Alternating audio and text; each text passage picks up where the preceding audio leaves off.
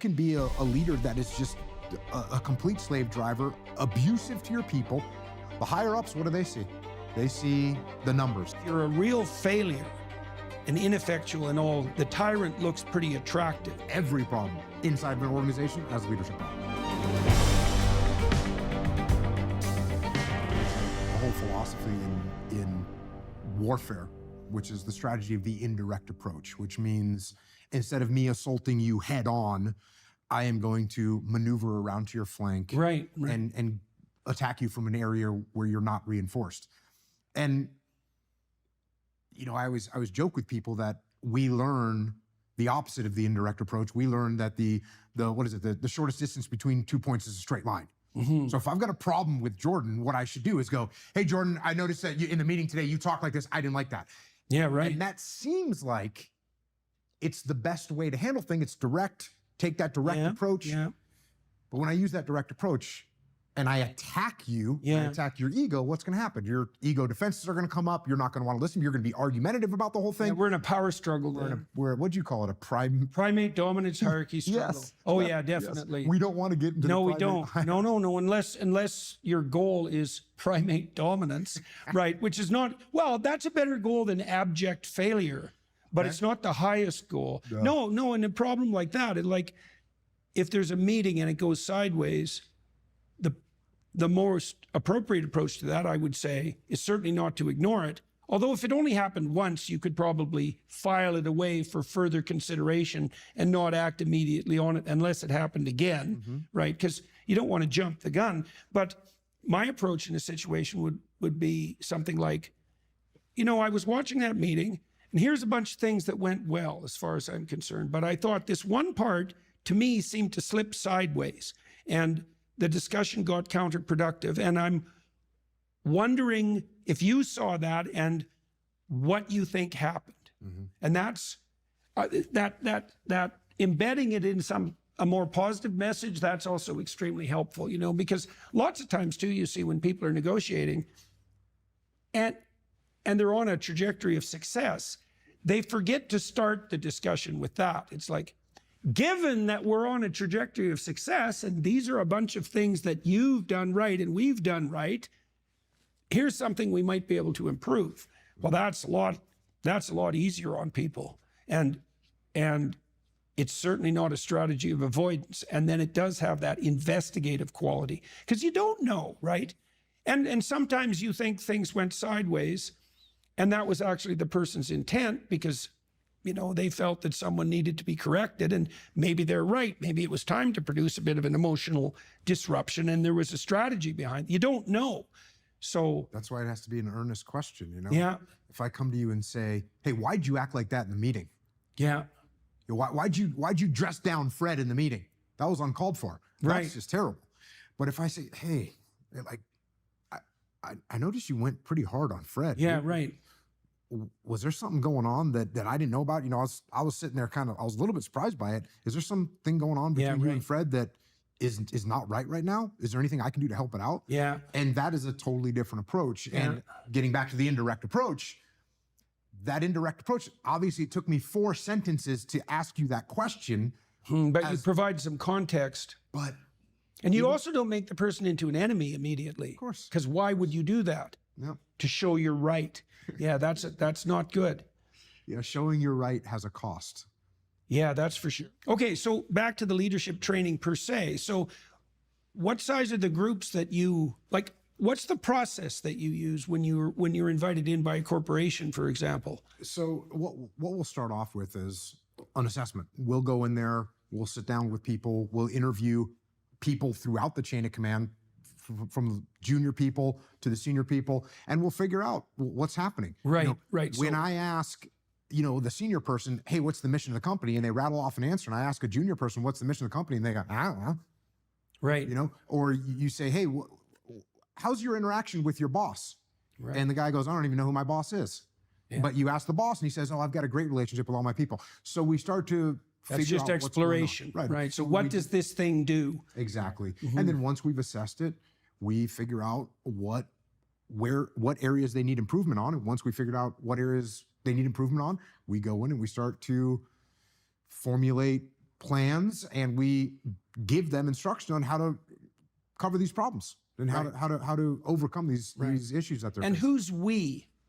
Who's your team? So we've got about 15 people that are our actual consultants, our leadership instructors that go in and work with the companies. And we got a bunch of people on the back end that set everything up. But yeah, there's about 15 of us.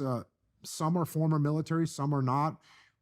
Some are just people that were civilians and worked in civilian companies, and they were good leaders and they really liked what we do and they understood the way we teach things and came on board the company. And so, yeah, it's about 15. So you're learning a tremendous amount doing that too, eh? Because you get to do an exhaustive audit of all sorts of different complex machines, essentially. Yes. Right. It doesn't matter if you're working with an oil company, you're out in the field, or a construction company in the field. These are, hard working people, or a finance company or a tech company. The leadership issues that they have, and not only the problems that they have in those companies are leadership problems. They're not a process problem. It's not that the people aren't wearing the safety gear. It's that the leadership isn't doing a good job of explaining why that gear is important and how it's going to help them. And it's not that people are pushing up against the regulations in the financial company. It's that the team doesn't understand why those are important and how it impacts them. And the leadership is not leading. And so we look at every problem inside of an organization as a leadership problem. Right. That's the same basic attitude that behavioral psychologists bring to bear in the clinical world, is that if you have a client, for example, who isn't progressing, then that's it's not like the client has no responsibility, but that's also a failure of leadership. You haven't specified the goal with sufficient clarity, the person isn't properly motivated, or you haven't broken the task down enough so that the steps forward are implementable. Now, there's some people, perhaps, who are aiming down pretty hard, and it's hard to find the part of them that would move forward in good faith. Like, I had very few clients that were court mandated. Yeah, well, most of the companies that we work with are companies that have reached out to us. They want us to come out. Right. And they're usually doing pretty well. Like they're doing pretty well. They want to do better. Right. It's great. Right. And so when we roll into those companies, their attitude is like, oh, you're here to help us. We have open minds. We're ready to listen. Right. They've had to put their ego in check to reach out to us. Just for a leader, a CEO of a big company to say, you know what? We need help with leadership. That's a humble move in its own right. Yeah, right. Which, by the way, is why that company is doing well. Yeah. They're doing well because the CEO of the company or the COO of the company says, hey, you know what? The market's shifting. We need to make a move. As opposed to the market's shifting, but we'll keep doing what we've been doing. Why do you think, given that, and I'm certain that that's correct. Like, I've watched really good managers. I worked with a guy who ran a big law firm and a couple of people. And basically what they did was wander around their office and ask people how things were going, like continually. And they'd see a problem and they'd just tap something, a tiny bit and fix it. And so everything just went smoothly. But the reason I'm asking this is because the vision of a leader is more drill sergeant, quasi-psychopath who orders people around. But the reality is that in successful companies, the leaders are people on a quest who are looking to make something good better. And I guess I don't understand why there's such a huge divorce between the stereotypical portrayal of a leader and the reality. I mean, you see movies about great coaches and so forth, or Ted Lasso was a good example of genuine leadership, but that stereotype's still pretty powerful, that parody. And it's just not true. It's not true in the fact that it doesn't make for great leaders, but there are, without question, tyrannical leaders out there. And look, we saw this in the military. I see it in the civilian sector as well. You can crack the whip. You can crack the whip, and you can get promoted, and you can make things happen. You can be a leader that is just a complete slave driver, abusive to your people. The higher ups, what do they see? They see the numbers. They see the metrics being met. hey, good job, Jordan. You're doing a great job. Yeah. Meanwhile, your whole team is going to quit, may quit, whatever. They're miserable. You don't care. You just want to get promoted. And one of the things that happens in the military is... So that power drive orientation can work, and it can work for some period of time. And I think that's right. That's partly why it's also attractive, is like, if you're a real failure and ineffectual in all regards, the tyrant looks pretty attractive. And partly because, maybe it's also partly because if you're that kind of ineffectual failure, that capacity you have for aggression and force is pathetically underdeveloped. And so that makes the tyrant even more attractive, because they have that willingness to grab people by the collar and shake them, that it's not like you forego that because you're moral. You've never been able to develop the skill. But that doesn't mean that that's the highest level of leadership or the optimal level of leadership. It's absolutely not. And eventually, like you said, it's short term. Now listen, that short term, in the military, generally speaking, you're in command of a unit for like 2 years. So what happens? You show up at the unit, you know, the new boss is around, everyone's a little bit, you know, okay, let's see what this guy's like. It takes them 6 months before they realize, like, oh, this guy seems like he's a bit of a tyrant. Right. And then 6 months later, well, you start, we're confirming this guy's a tyrant.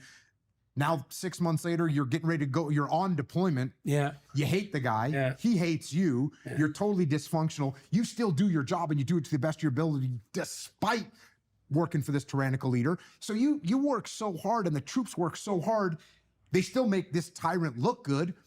They're finally ready to have a mutiny. Yeah. And the deployment's over, and the guy's getting promoted because the team did such a great job. Right. So they can find the power mongers can find these short-term niches. Yeah. That seems exactly right. Which is just sad.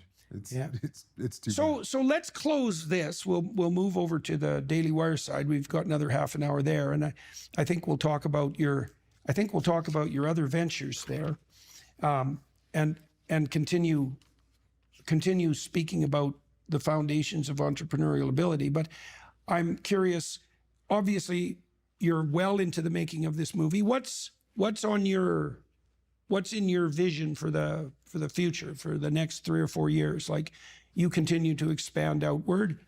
Where are you headed, and why?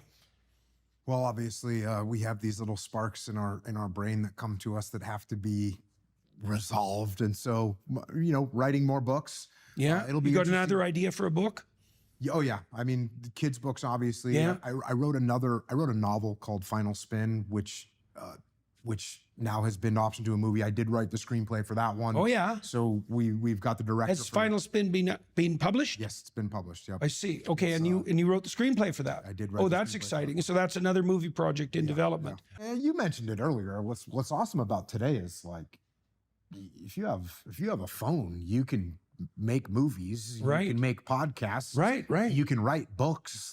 You can just do this. You can do it all. Yeah, right. And there's just no barrier for entry anymore. Right. And then what it comes up against, there's a lot of stuff out there, right? There's so much content being produced that how are you going to stand out in it? And I would say, don't worry about standing out in it. I would say, make stuff because you want to make it. And make it better and better. And make it hurt a little bit. Like, when you put it out there, it's gotta be something that it's got to be a sacrifice. It's like a with part blood. of you. You gotta sacrifice a little bit. If you're hiding behind something, no one wants to see what you're hiding behind. Yeah. They want to see what's there. Yeah. And so when you put yourself out there, put yourself out there.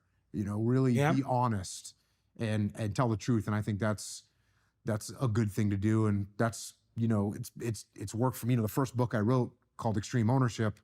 Right. The opening chapter is about this terrible situation that took place, a fratricide, a friendly fire incident that I was in charge of. Right.